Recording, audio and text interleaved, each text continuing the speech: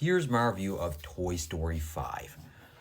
I thought that this was a pretty solid movie. And when you're 5 movies into a franchise, not counting Lightyear, it's very rare that you have a franchise that is consistently as good as the Toy Story franchise because I thought this movie was really good. This is a movie where when it was first announced, I'm like, please, no, no, no, this is stupid. We do not need this. And then when I found out what they were doing with the tech idea, I'm like, that's actually interesting.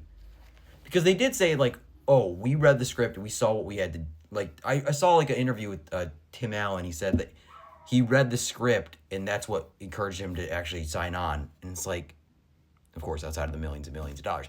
But you actually watch the movie and you 100% are like, oh, okay, there is something interesting here. Basically, the big conflict of this is what's kind of happening with kids today is like Bonnie doesn't play with toys. She is still playing with toys in this. She is still playing with toys at the beginning of this movie. And then her parents get her a tablet and then she stops playing with them.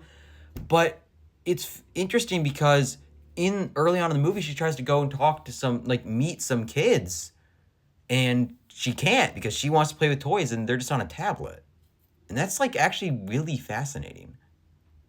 There's a moment where she walks up to these kids and like, oh, hey, you want to play with me? And then like she shows them her toys, all these girls, and they are immediately uninterested because they're just on a tablet. And it's really fascinating just because the movie, like the subject matter is so current that it makes all the emotion hit more because it feels so real watching it. And even when Bonnie's at a play date and all the kids are just on their phone, you can't help but just think like it's almost like secondhand embarrassment, but in a good way because that's what it's like. Because I think of like when I see some of my little cousins or even some kids just out in the real world like walking around just on their tablets and it's like that's all they're doing. And it just works so well. And this is like the only franchise that Disney has, I feel like, okay, it doesn't really feel like you're forcing this message in because the message fits so well within the story.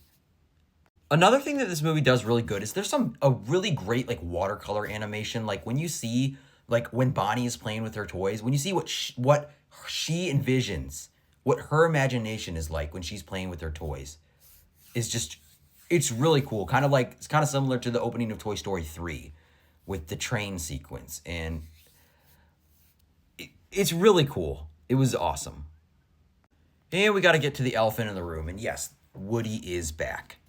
But to be fair, I respect them I really respect this like Disney and whoever they're like the writers of this movie for not really having Woody kind of steal the show. This really is Jesse's story, and I think it works really well. And I think that Buzz here, I think he kind of had a redemption because he was kind of done dirty in Toy Story 4.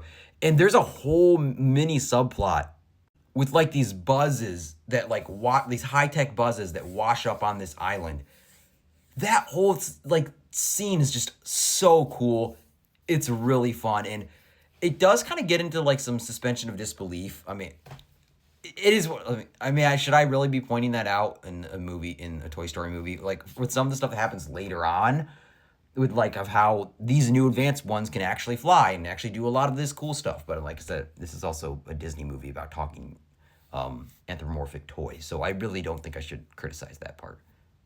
And as for like the main villain of this movie, it's great because Lilypad, this tablet, she clearly does care about Bonnie, and it's fascinating with everything she's saying because she's like, oh, this is what all kids are like. This is what Bonnie needs because every other kid is playing with a tablet.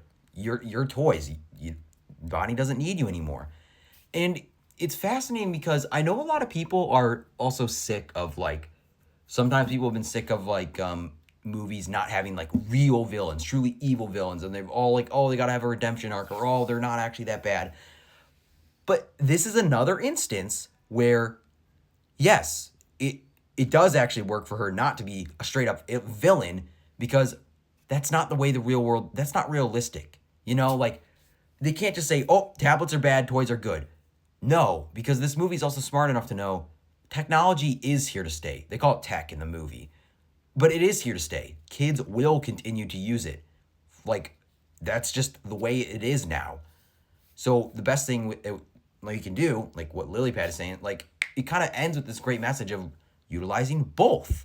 Although I do think that there is a little like there's a part near the end with Lilypad. I think is kind of like it's almost like I don't know if it was meant to be as funny as it was because it was like because I feel like it was meant to be taken seriously, but it was so over the top that I couldn't help but find it funny.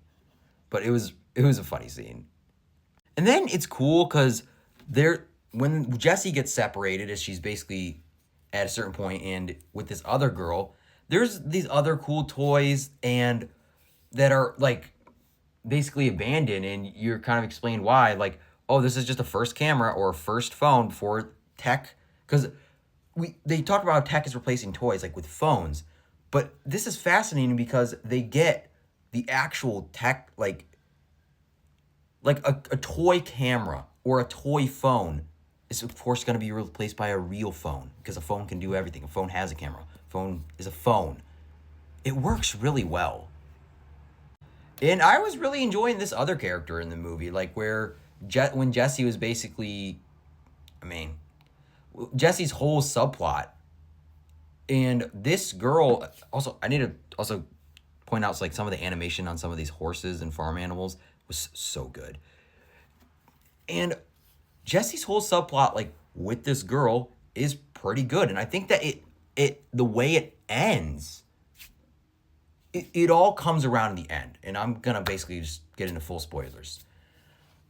Like all my reviews are spoilers, but anyways, with this girl, of Blaze, it comes in a full circle moment because when she finds she finds Jesse and stuff, and Jesse kind of finding more about where she was abandoned by Emily, it comes in a great full circle moment where, well, Blaze comes to return the toy and then becomes friends with Bonnie. It's a very cute moment.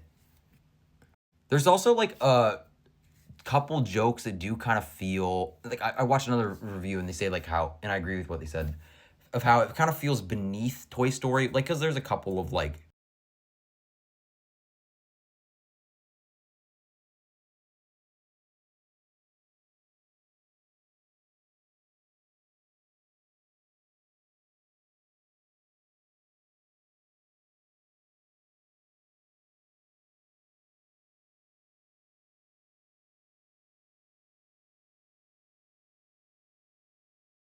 and all the flashback stuff with Jesse and Emily was just really great. I thought it was just it that's what really puts the emotional heart of this movie.